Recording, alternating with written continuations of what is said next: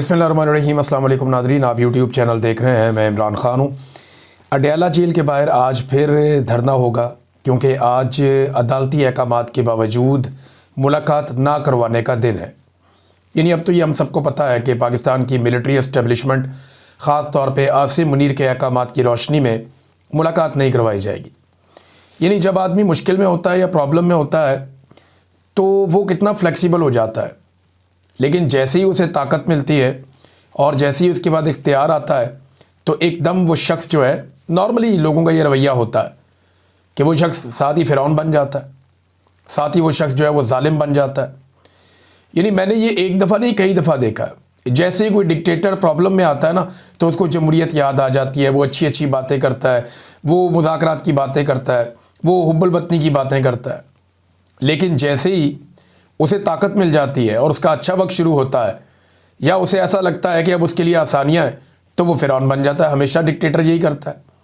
फिर ना सिर्फ वो खुद धमकियाँ लगाता है, वो अपने टाउटों से भी धमकियाँ लगवाता है। अभी हाल ही में टाउटों ने धमकियाँ लगाने का नया सिलसिला शुरू किया है। कोई कुछ कह रहा है, कोई कुछ कह रहा है, ये हो जाएगा, वो हो जाएगा, ऐसे कर देंगे, वैसे कर देंगे जी। पहले तो हार्ड स्टेट थी, अब शदीद हार्ड स्टेट हो जाएगी। क्यों हो जाएगी भाई? हार्ड स्टेट करके आपने कौम का क्या बिगाड़ लिया है? या आपने कौन से झंडे गाड़ लिए हैं हार्ड स्टेट करके, जो अब आप शदीद हार्ड स्टेट करके आप झंडे गाड़ लेंगे? यानी हार्ड स्टेट ने जो किया वो हमने देखा, हमें याद रहेगा सारी ज़िंदगी। ख़वातीन को सड़कों के ऊपर घसीटा गया, बुज़ुर्ग ख़वातीन के ऊपर तशद्दुद किया गया, बेशुमार घरों की चादर और चार दीवारी का तकद्दुस पामाल किया गया, ख़वातीन और बच्चों को अगवा किया गया सिर्फ आइनी तरामीम के लिए। जबरी गुमशुदगियाँ पाकिस्तान में बढ़ा दी गई, बेशुमार की गई। पार्लिमान पर हमला किया गया, अदलिया और मीडिया को यरगमाल बना लिया गया। और आज एक टिक्कर भी मीडिया अपनी मर्ज़ी से अपने टीवी चैनल पे नहीं चला सकता, अखबारात अपनी मर्ज़ी से खबर नहीं लिख सकते। बार बार इंसानों का कत्लेआम किया गया। साबिक वज़ीर आज़म को और उनकी अहलिया को क़ैद तन्हाई में डाल दिया गया। सैकड़ों मुकदमात उन पर बना दिए गए। बहुत सारे शहरियों को गिरफ़्तार करने के बाद नंगा किया गया और नंगा करके उन पर तशद्दुद किया गया। लोगों को करंट लगाए गए। जजेस बेचारे इस मुल्क में इंसाफ मांगते फिर रहे हैं। और कितना हार्ड करना है आपने स्टेट को? यानी इसके बाद तो आप चक मारें लोगों को, बस पकड़ के जो जहां से जा रहा हो उसको चक मार लें कि जनाब स्टेट बहुत हार्ड हो चुकी है, अब ये स्टेट सारों को जनाब चक मारेंगे। चक मारो फिर लोगों को, या अपना मुंह जो है उससे ईंट तोड़ के दिखाओ। और कितनी स्टेट को हार्ड करना है आपने? क्या लोगों को जिंदा दरगोर करना है? वो भी करके देख लें। पाकिस्तानी अब डरेंगे नहीं, ना पाकिस्तानी डरने वाले हैं। ये आज इमरान खान साहब की बहनें दोबारा जाएंगी अडयाला जेल के बाहर, क्योंकि आज मुलाकात ना करवाने का दिन है। नॉर्मली ये मुलाकात का दिन होता है अदालती अहकामात के बावजूद। और जजों को भी ना, उन्हें जजों को शर्म आ रही है, ना जजों को गैरत आ रही है, ना जजों को गुस्सा आ रहा है, ना जजों को आइन और कानून याद आ रहा है। और तीन तीन जज जो है फैसला दे रहे हैं, लिख कर दे रहे हैं कि जाओ जाके मुलाकात करो। वो जेलर वो मुलाकात ही नहीं करवाता। वैसे जेलर की तो कोई औकात नहीं है, ये तो वैसे ही इंजीनियर साहब ने जेलर की गेम उठा दी है। औकात तो उस फौजी की है जिसको ऊपर से अहकामात मिलते हैं और वो नहीं मिलने देता। फौजी कर्नल इमरान खान साहब बताते हैं ना कि वो मुलाकात नहीं करने दे रहा। तो अडयाला जेल के बाहर आज फिर धरना होगा। और ये सिर्फ वहाँ पे नहीं होगा। हलीमा खान ने 10,000 लोगों को बुलवाया। उन्होंने कहा जी 10,000 लोग हमारे साथ आए, उन्होंने आवाज़ दी है। ये उस इमरान खान की बहनों ने आवाज़ दी है जो इस कौम के लिए जेल काट रहा है। और ये सारे जानते हैं कि वो कौम के लिए जेल काट रहा है। इमरान खान के लिए कौन सा मुश्किल था? वो दुनिया के जिस मुल्क में चाहता, जैसी चाहता ज़िंदगी गुजारता, उसकी एक झलक के लिए पाकिस्तानी तरसते रहते। पूरी दुनिया में उसका बहुत बड़ा फ़ैन क्लब है। वो सिर्फ क्रिकेट में कमेंट्रीज करता तो दुनिया की सबसे बड़ी सेलिब्रिटी बन के रहता। लेकिन उसने मुश्किल रास्ता चुना।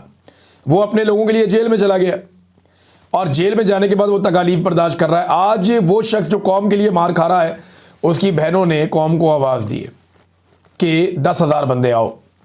ये तो उन्होंने मिसाल के तौर पे कहा, लेकिन उन्होंने कहा बड़ी तादाद में बंदे आओ। अब देखना ये है कि आज के दिन में इतनी बड़ी तादाद में बंदे वो पहुंचते हैं, नहीं पहुंचते, क्या होता है। लेकिन अहकामात तो जारी किए गए हैं पार्टी की जानिब से भी कि लब्बैक कहा जाए। अब सिर्फ पाकिस्तान में नहीं, दुनिया भर के अंदर ये एहतजाज हो रहे हैं। बरतानिया में एक मरतबा फिर यहाँ पर बर्फ़बारी हो रही है। पिछले 2 दिन से मैं ये विटनेस कर रहा हूँ कि रोज़ाना बर्फ़बारी होती है बरतानिया के मुख्तलिफ शहरों में। वहाँ पर लंदन में चाहिए, मैनचेस्टर में, बर्मिंघम में, हर तरफ बर्फ़बारी का मौसम है, ब्रेडफोर्ड में। तो ये एक मरतबा फिर जो बरतानिया में पाकिस्तानी शहरी हैं वो कॉन्सुलेट्स के बाहर और जो एम्बेसी है उसके बाहर धरना देकर बैठेंगे और इमरान खान साहब की बहनों के साथ इमरान खान के साथ इजहार यकजहती करेंगे। उसके अलावा ये एक प्रोग्राम डरबन में भी हुआ साउथ अफ्रीका में, उसमें ओवरसीज़ पाकिस्तानियों ने बड़ी तादाद में शिरकत की और वो भी अब स्ट्रीट मूवमेंट चला रहे हैं कि ओवरसीज़ पाकिस्तानी भी स्ट्रीट मूवमेंट के अंदर हिस्सा लेंगे।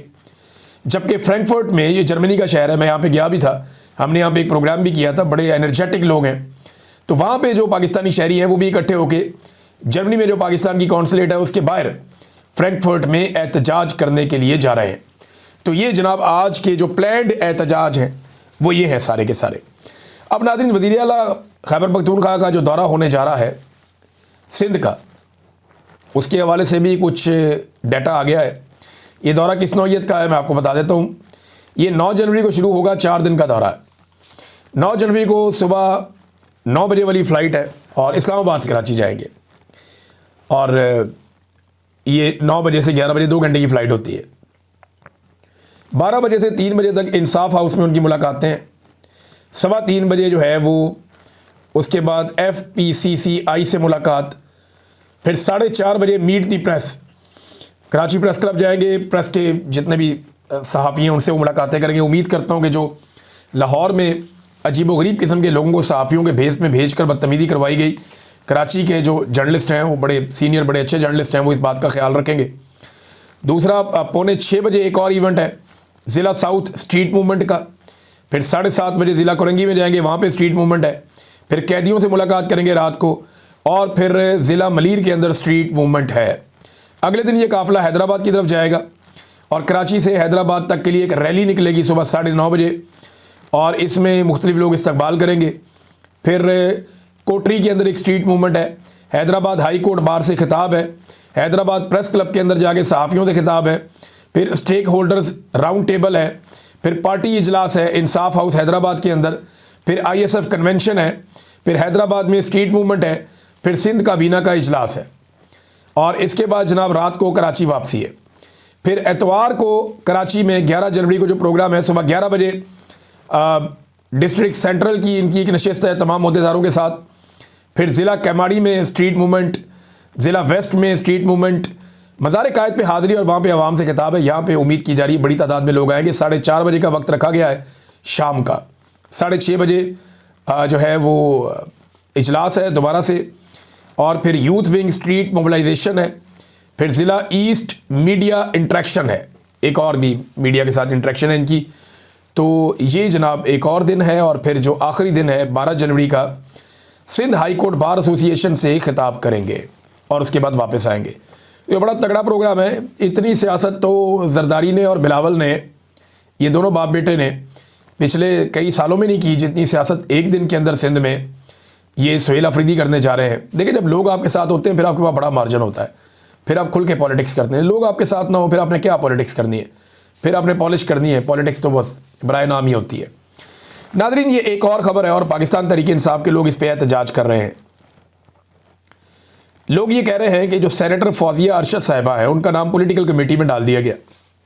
वो कहते हैं ये खातून पाकिस्तान तहरीक इंसाफ को छोड़ गई थी और ये खातून जो हैं वो PTI को बहुत बुरा भला भी कहा 9 मई के हवाले से इन्होंने। तो अब ये खातून का नाम क्यों डाल दिया गया पॉलिटिकल कमेटी में और ये फ़ैसले क्यों करेंगी ये जो बल्दियाती इलेक्शन होने जा रहा है इसके हवाले से। अच्छा, अभी कंफर्मेशन तो मेरे पास नहीं है, लेकिन मैंने ये बहुत सारी जगहों पे पढ़ा, सोशल मीडिया पे लोग एहतजाज कर रहे हैं।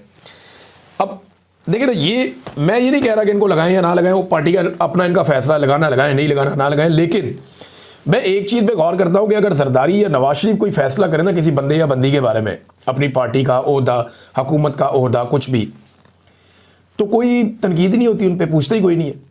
क्योंकि उन्होंने अपनी पॉलिटिकल पार्टीज़ में ना तो शऊर दिया और ना ही आज़ादी दी, ना सियासी शऊर ना सियासी आज़ादी, जो दिल करता है करो। PTI में कम से कम ये है कि लोग सवाल पूछते हैं, इसको क्यों लगाया, उसको क्यों लगाया। PTI के लोग उस्मान बुज़दार पे तनकीद करते रहे और खुलकर करते रहे और बहुत देर तक करते रहे और इमरान खान साहब को बड़ी मुखालफत का सामना करना पड़ा उस्मान बुज़दार वाले फ़ैसले पे, गंडापुर वाले फ़ैसले पे। हालांकि गंडापुर का फ़ैसला बहुत अच्छा था, लेकिन गंडापुर साहब कॉम्प्रोमाइज़ हो गए या उन्होंने एक नया तरीका सोच लिया कि मैं ये वाले तरीके से करूँगा, चीज़ें तो ठीक हो जाएगी। इमरान खान साहब के बजाय उन्होंने सोचा कि वो ज़्यादा बेहतर सोच सकते हैं, ज़्यादा अच्छे आइडियाज़ हैं उनके पास। वो इमरान खान को समझना शुरू हो गए थे कि शायद इमरान खान की सोच में कोई कमी है और मैं इमरान खान को ख़ुद बाहर निकालूंगा, तो वो हो नहीं पाया। उनसे हो नहीं पाया। उसके बाद लोगों ने जो उनके साथ किया वो सब ने देखा। तो बहरहाल ये अब सेनेटर फौजिया अरशद साहिबा जो हैं, इनके हवाले से पीटीआई के लोग जो हैं वो बुरा मना रहे थे कि ये नहीं होना चाहिए। और इसके बाद नादरीन मैं आपको एक चीज़ और बताता हूँ। देखिए ना, इमरान खान को इन्होंने मार मार के वो बना दिया जो कोई भी लीडर आज तक नहीं बन सका। लम्स के एक तारीखदान हैं उस्मान काज़मी साहब, वो ये लिखते हैं कि पाकिस्तान में जो मॉरल सॉवरन थे ना पहले, वो पाकिस्तान के इदारे थे। यानी ये इदारों फैसला करते थे कौन मुहिब्बे वतन है, कौन गद्दार है, कौन क्या। यानी वो इदारों का एक क्राइटेरिया था कि जनाब इनका क्राइटेरिया सेट। अब वो नहीं है, अब इमरान खान है मॉरल सॉवरन पाकिस्तान का, अब इमरान खान है। नेशनलिज्म पहले इदारों के साथ जोड़ी जाती थी कि अगर आप कौम परस्त हैं, मुहिब्बे वतन है, तो आप इदारों के साथ हैं तो फिर आप हैं, वरना नहीं है। अब ऐसा नहीं है, अब इमरान खान के साथ जुड़ती है। अब बंदूक भी है इदारों के पास, ताकत भी है, बजट भी है, तादाद भी है, इख्तियार भी है, हुकूमत भी है, लेकिन फिर भी वो नेशनलिज्म उनके साथ नहीं जुड़ती, वो इमरान खान के साथ जुड़ती है। और ये रियलिटी है, अब इसको माने या ना माने, आज के दिन की रियलिटी यही है। कल क्या होगा आप नहीं जानते, लेकिन आज के दिन तक यही एक रियलिटी है। इमरान खान साहब ने महमूद अचकज़ई साहब को अगस्त में नॉमिनेट किया था, नामजद किया था अपोजिशन लीडर के तौर पे, और अयाज सादिक साहब बहुत बुरी तरह फंसे हुए क्योंकि एस्टेब्लिशमेंट एनओसी नहीं दे रही। ये हुकूमत एक भी बंदे की तैनाती नहीं कर सकती जब तक कि आसिम मुनीर साहब या उनके जर्नैल या उनकी जो टीम है वो एनओसी ना दे, तब तक कोई भी अहम बंदा अपॉइंट नहीं हो सकता। ये हुकूमत इतनी मजबूर है। अब अयाज सादिक साहब लगाना भी चाहें तो वो लगा नहीं सकते। ये एक ऐसी एग्जाम्पल बन रही है कि कल को इन लोगों ने अपोजिशन में आना है, और अगर इमरान खान इनका अपोजिशन लीडर ही ना लगाए तो फिर ये कहाँ जाएंगे। तो ये ऐसी मिसालें खुद कायम कर रहे हैं जो आइंदा इनके लिए मुश्किलात पैदा करेंगी, और आइंदा अगर इनके साथ ऐसा कुछ होगा तो इनके पास फिर कोई जवाब या कोई सवाल नहीं होगा जो ये कर सकें। जैसा कि आज सोराब बरकत के साथ हो रहा है, पूरे मीडिया को आवाज़ उठानी चाहिए, वरना बारी बारी सबकी बारी, कल आप उठाए जाएंगे। जब आप उठाए जाएंगे तो फिर आप किस मुंह से कहेंगे कि मेरे लिए आवाज़ उठाओ, अगर आज आप सोराब बरकत के लिए आवाज़ नहीं उठा रहे तो। हमने आवाज़ उठाई थी हमेशा, चाहे जुल्म हुआ मुतीउल्लाह जान के साथ, चाहे अफसार आलम के साथ, चाहे हामिद मीर के साथ, चाहे जुल्म हुआ असतूर साहब के, हमने सबके लिए आवाज़ उठाई थी और ज़ोर लगाया था, इख्तलाफात के बावजूद लगाया था। लेकिन आज सोराब बरकत को ऐसा लगता है कि वो अकेलेपन का शिकार करते जा रहे हैं। पूरा पाकिस्तान उसके लिए आवाज़ उठा रहा है, लेकिन मीडिया को जो करना चाहिए, मीडिया ने उस तरह आवाज़ नहीं उठाई। 40 दिन हो गए हैं उनकी कैद को, बार बार उनकी समात आती है, कभी वो कहते हैं रिकॉर्ड नहीं है, कभी जज कहते हैं मैं नहीं सुन सकता, अब जज कहते हैं छुट्टियों के बाद सुनेंगे, फिर एक हफ्ते की डेट दे दिए। भाई एक जर्नलिस्ट आपने पकड़ा है, वो एक बैनुल अक़वामी कॉन्फ्रेंस में जा रहा था, ये क्या तरीका है, ये कौन सी इंसानियत है। बहरहाल ये जुल्म की इंतहा है, और ये एक के बाद एक इंतहा क्रॉस करते चले जा रहे हैं। नाज़रीन, पंजाब में ना मौलवियों का इम्तिहान शुरू हो गया। ये बड़ा इंटरेस्टिंग इम्तिहान है। पंजाब हुकूमत ने रियासत मुखालिफ बयान देने वाले उलमा के खिलाफ कार्रवाई का फैसला किया है। एजाज़िया बंद कर देंगे, जिनको पैसे वैसे जो वजीफ़ा उनको मिलता है वो बंद हो जाएगा। अब मौलवियों का इम्तिहान है। देखिए, एक तो रियासत के बारे में समझ लें कि आइन का आर्टिकल 8 निकाल के आप पढ़ लें, आपको पता चल जाएगा रियासत क्या होती है। कोई इदारा या कोई शख्स रियासत नहीं होता। तो अगर मौलवी तनकीद करना चाहे वज़ीर आज़म पे या आर्मी चीफ के या उसके किसी एक्ट के ऊपर, तो ये रियासत के ऊपर तनकीद नहीं है, ना किसी इदारे के ऊपर तनकीद है। तो अब देखना यह है कि मौलवी रियासत के वफ़ादार हैं या फिर हुक्मरानों के वफ़ादार हैं। वजीफ़ा खोर मौलवी ये लोग हैं। देखें ना, इनको समझना पड़ेगा कि जालिम हुक्मरान के सामने कलमा हक कहना, ये मौलवियों ने हमें ज़्यादा बताया ना, ये इस्लाम तो हमें मौलवियों ने पढ़ाया, और ये हदीस है जालिम हुक्मरान के सामने कलमा हक कहना, ये बड़ा अफजल जहाद है। तो मौलवी अब ये जहाद करते हैं या नहीं करते। देखें, ये जो वजीफ़े का पैसा है ना, ये कोई हुकूमत अपनी जेब से नहीं दे रही, ये कोई शरीफ ख़ानदान, जरदारी ख़ानदान या आसिम मुनीर साहब अपनी जेब से नहीं दे रहे। ये सरकार का पैसा है, ये आपका अपना पैसा है, और अगर ये पैसा आपको ये दे रहे हैं तो आप ही का पैसा आपको वापस कर रहे हैं। और ये पैसा कोई ये खुशी से नहीं दे रहे, मजबूरी से दे रहे हैं। मुरीदके में जब इन्होंने कत्लेआम किया तो मामला दबाने के लिए ये कड़वा घूंट इन्होंने इनको पीना पड़ा, और इस पैसे की आदत डालकर ये मौलवियों को कंट्रोल करना चाहते हैं। तो मुरीदके में इन्होंने कत्लेआम कर दिया ना, इनको शक था कि बड़ा रोला पड़ जाएगा, इनको मौलवी काबू करो। कभी मस्जिदें बंद, मदरसे बंद कर रहे हैं, कभी इधर भाग रहे हैं, कभी उधर भाग रहे हैं, कभी उस मौलवी के पास भाग रहे हैं, कभी गिरफ्तारियाँ कर रहे हैं। फिर उन्होंने कहा जी हम मौलवियों को पैसे देंगे ताकि मौलवी हमारे गुन गाएं। अब वो कह रहे हैं जनाब जो मौलवी हमारे गुन नहीं गाएगा हम उसका वजीफ़ा बंद कर देंगे। अब ये मौलवियों का इम्तिहान है उलमा इकराम का कि वो जालिम हुक्मरान के सामने कलमा हक बयान करते हैं या नहीं करते। नाज़रीन, इस्लामाबाद में आज तक कभी इतने दरख्त नहीं कटे जितने इस दौर में कट गए हैं। पूरी इस्लामाबाद की तारीख उठा लें, कभी इतने दरख्त नहीं कटे जितने इस दौर में इस्लामाबाद में दरख्त कट गए। इन्होंने इस्लामाबाद को गंजा करके रख दिया। रोज़ाना की बुनियाद पे कोई ना कोई सहाफ़ी, कोई ना कोई एक्टिविस्ट वो किसी और एक जगह से बता रहा होता है कि यहाँ पे भी दरख्त काट दिए, ये भी एरिया गंजा हो गया। हत्ता कि जो लोग इस हुकूमत की मदह सराही करते हैं वो लोग भी वीडियो और तस्वीरें डाल डाल के बता रहे हैं कि जनाब ये दरख्त इन्होंने काट काट के इस्लामाबाद को गंजा कर दिया है। अच्छा, यही हुक्मरान जब लाहौर में थे ना, पंजाब में थे, इन्होंने पंजाब को भी गंजा कर दिया था। लाहौर के सारे दरख्त इन्होंने सिक्योरिटी और डेवलपमेंट के नाम के ऊपर काट दिए थे, बेशुमार इन्होंने कटाई की थी लाहौर में। अब इसी तरह ये इस्लामाबाद के अंदर धड़ाधड़ कटाइयाँ कर रहे हैं और इनकी अपनी तारीफ़ें करने वाले, इनके अपने मदासरा जो इस्लामाबाद के रहने वाले हैं वो बुलबुला उठे, जो इन्होंने इस्लामाबाद की हालत कर दी है। नादरीन, ये एक और ख़बर है और ये ईरान के हवाले से। देखिए, ईरान के बारे में ना दो तरह की खबरें आपके पास आ रही हैं। एक जो ईरान के हमायती लोग हैं वो कह रहे हैं ईरान में कुछ भी नहीं हो रहा, कुछ चक्कर ही कोई नहीं है, ईरान की हुकूमत बहुत मजबूत है, बहुत ताकतवर है, उनकी फ़ौज बहुत ताकतवर है, कोई वहाँ पे रजीम चेंज नहीं कर सकता। वो पूरा एक नैरेटिव उनके पास है। दूसरी तरफ एक अजीब पागलपन मैं देख रहा हूँ, वो वेस्ट का जो मीडिया उसका है, वो ये साबित करने पे तुले हुए जी ईरान तो आखिरी दमों पे है, वो तो आखिरी सांसें ले रहा है, वो तो बर्बादी होगी बिल्कुल, उनके पल्ले ही कुछ नहीं बचा। बल्कि खबरें ये भी चला दी गई कि खामनेई जो है वो भाग के रूस चला जाएगा और उनका खामनेई का भागने का पूरा रूट भी प्लान कर लिया गया कि किस तरीके से भाग के उन्होंने रूस पहुँचना है, जैसे बशार पहुँच गया था। तो देखें, ये दोनों तरफ की इंतहाएँ हैं। ये बात एक हकीकत है कि ईरान की जो हुकूमत है वो कमज़ोर हुकूमत नहीं है, ये बात सबको समझनी पड़ेगी। दूसरी बात यह है कि ईरान के अंदर उतर के कोई कार्रवाई करना ये भी आसान नहीं है। लेकिन तीसरी एक हकीकत और भी है कि इस हुकूमत को पहली मरतबा अवामी रद्द-ए-अमल का इस तरीके से सामना करना पड़ रहा है जिस तरीके से पहले नहीं करना पड़ा। ये बेशक एक आगाज़ हो सकता है एहतजाज का या किसी तहरीक का एक आगाज़ हो सकता है, लेकिन ये ईरान का या वहाँ की जो सरकार है उसका अंजाम आप इसको नहीं कह सकते। लेकिन ख्वाहिशात है, आप जितनी मर्जी बढ़ा लें, अमेरिका इसको एक जो है वो उसके तौर पे ले रहा है। अमेरिका इसको ऐसे ले रहा है जैसे ये एक अपॉर्चुनिटी है। हाँ, अगर अमेरिका इस लड़ाई में कूद पड़ता है और कोई खौफनाक हमला कर देता है, ईरान के साथ कोई जंग में उतर जाता है, तो फिर सिचुएशन कुछ भी हो सकती है। फिर हम कुछ नहीं कह सकते क्योंकि उस पागलपन के माहौल में क्या होगा, कैसे होगा, कोई नहीं जानता। सद्दाम भी एक दौर में बहुत तगड़ा था इराक के अंदर, लेकिन फिर जो उसके साथ हुआ, यानी चंद महीनों की लड़ाई के बाद जो सूरत हाल बनी, वो आज भी हम सबको याद है।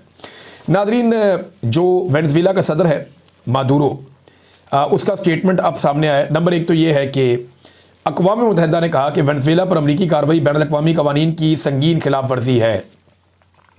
चलो, कम से कम अक़वाम मुत्तहिदा ने इस पर बात की और उन्होंने कहा जी कि ये इजलास बुलाया गया अमरीका की फ़ौजी कार्रवाई के बारे में, सलामती कौंसल का इजलास था। उन्होंने कहा जी कि ये अक़वाम मुत्तहिदा के चार्टर की पासदारी नहीं की गई। अच्छा, ये मुतालबा किसी ने, मुझे यहाँ पढ़ा नहीं मैंने कि अक़वाम मुत्तहिदा ने यह मुतालबा किया हो कि मादुरो को वापस उसके वतन में भेजा जाए, ऐसी कोई चीज़ नहीं है। हाँ, लेकिन उन्होंने कहा कि अमेरिका ने हमला करके अक़वाम मुत्तहिदा के बुनियादी उसूलों को नज़रअंदाज किया, जिनमें रियासत की खुद मुख्तारी, सियासी आज़ादी और सरहदी सालमियत शामिल है। अच्छा, इसमें ना कुछ और बातें भी उठाई जा रही हैं। एक बात ये बताई जा रही है कि डोनाल्ड ट्रंप को और ये वाशिंगटन है, इसको गुस्सा इस बात का था, वाइट हाउस को, कि मादुरो डांस करता था। मादुरो कुछ गाना था एक, जिसमें वो no war peace peace yes peace, no to war yes to peace, कि जनाब अमन होना चाहिए, जंग नहीं होनी चाहिए, इस किस्म के।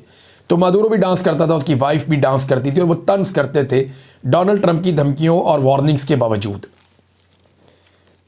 अब वो डोनाल्ड ट्रंप बार बार, और कह रहे इस गुस्से के अंदर आके ये अमेरिका ने सख्त कदम उठाया और ये एक वजह बन गई। ये बैनुल-अक़वामी मीडिया के अंदर ये रिपोर्ट हुआ है कि जनाब ये जो कुछ भी किया और मादुरो ने जो डांस किया, नो वार येस पीस, ये नगमा था, इसके ऊपर मुक्के लहराते हुए रक्स करते, इनकी अहलिया भी इनका साथ देती। तो वो ये कहते हैं कि इस किस्म की हरकतों से गुस्सा आया। देखिए, अगर ऐसी हरकत किम जोंग उन करे, जो शुमाली कोरिया का सदर है, तो क्या उसको उठा सकता है कोई? फ़र्ज़ करें यही हरकत अगर प्यूटन करे तो चिढ़ा तो वो भी रहा होगा, तो क्या उसको कोई उठा सकता है? यही हरकत अगर कोई और मुल्क कर दे, ताकतवर मुल्क कर दे, तो उसको उठाना बहुत मुश्किल हो जाएगा। वहाँ पे वो नहीं, देखिए गुस्सा हमेशा मारे ही आता है। जो कमज़ोर होता है ना, वो उसको दबाने का मज़ा ही और होता है, उसके ऊपर गुस्सा आ जाता है। यही बात मैंने अपने वीलॉग के शुरू में की थी कि आसिम मुनीर साहब का गुस्सा बहुत कंट्रोल्ड था जब तक कि उन्हें एक्सटेंशन नहीं मिली थी। जैसे ही उन्हें एक्सटेंशन मिली, आप देखें DGISPR ने आके कुत्ता भी कह दिया, कैसे टका के उन्होंने लड़ाई की है और उनके मुंह से झाग निकल रही थी गुस्से में। ये गुस्सा एक हफ्ता पहले तक, 2 हफ्ते पहले तक नहीं था। जब एक्सटेंशन मिल गई तो एकदम ताकत आ गई ना। तो कमज़ोर के ऊपर गुस्सा वैसे ही बहुत आता है ताकतवरों को। तो अक़वाम मुत्तहिदा का स्टेटमेंट भी आ गया, उसके बेटे का स्टेटमेंट भी आया मादुरो के। मादुरो का जो बेटा है, मादुरो ने तो अदालत में खड़े होकर कहा कि जनाब मैं इस फ़र्द जुर्म को नहीं मानता। साफ कहा मादुरो ने, मुझे अगवा किया गया है, मैं अब भी वेनेज़ुएला का सदर हूँ। मादुरो अमरीकी अदालत के अंदर आकर खड़ा हो गया और वहाँ पे आके उसने कहा कि इल्ज़ामात मैं तस्लीम नहीं करता, मुझे अगवा करके लाया गया, मैं सदर हूँ एक मुल्क का। और ये जो तस्वीर आई उसको लेकर आने की अदालत में हेलीकॉप्टर के ज़रिए लाया गया, फिर उसको और उसकी वाइफ को उतार के अदालत के अंदर पेश किया गया। अदालत ने लंबी तारीख दी है ताकि कोई रोला शोला है तो मुक जाए। 17 मार्च को दोबारा तलब किया है, यानी लगभग 2.25 महीने के बाद अब दोबारा पेशी होगी, 2.5 महीने के बाद। तब तक काफ़ी पुलों के नीचे से पानी निकल गया होगा। तो जनाब ये मादुरो का स्टेटमेंट है, उसके बेटे ने भी एक स्टेटमेंट दिया मादुरो के, और मादुरो के जो बेटे का स्टेटमेंट है उसने अपनी पार्लियामेंट में खड़े होकर, असेंबली में, नेशनल असेंबली जो उनकी है वहाँ पे खड़े होकर कहा कि पापा आपने हम सबको मजबूत बनाया है, जब तक आप वापस ना आए हम अपना फ़र्ज़ निभा रहे हैं, पापा वेनेज़ुएला महफूज हाथों में है। ये निकोलस मादुरो के बेटे ने ये खिताब की है, चंगे महफूज हाथों में है, पापा कोई चुप के ले गए अगले। यानी ये ना इक़्तिदार और हराम का पैसा जो है ना, क्या बेड़ा गर्क करता है। वो बेटा जो है उसके बाप को उठा के ले गए और वो कह रहा है जी महफूज हाथों में। वो मुल्क का सबसे बड़ा आदमी, the first man of the country और फर्स्ट लेडी, वो दोनों को चुप के ले गए अमेरिकन, और वो कह रहा है कि पापा बेफिक्र हो जाएं, आपने हमें मजबूत बनाया, खुद आप चुके गए हैं, मुल्क महफूज हाथों में है, हालांकि आपको उठा कर ले गए जो सबसे महफूज आदमी था। तो ये जनाब इस किस्म के लतीफ़े जो है वो इस किस्म की हरकतें और ऐसी चीज़ों के बाद होता रहता है। बहरहाल ये अब तक की जो सिचुएशन है मैंने आपके सामने रख दी, और बाकी जो तस्वीरें उसकी बहुत वायरल हो रही हैं। और ट्रंप ने एक और भी दावा किया है कि मादुरो की गिरफ़्तारी के बाद अमरीकी मुदाखलत के बगैर ही क्यूबा की हुकूमत गिर जाएगी, क्योंकि वेनेज़ुएला जो है ना क्यूबा का ख़र्चा उठाता था, पैसा वैसा वो लगाते थे और क्यूबा सिक्योरिटी के अंदर उनकी मदद करता था। बहरहाल अब वो कह रहे हैं जी ना होगा बांस तो ना बजेगी बांसुरी। अब तक के लिए इतना ही, अपना ख्याल रखिएगा, अपने चैनल का भी। अल्लाह हाफ़िज़।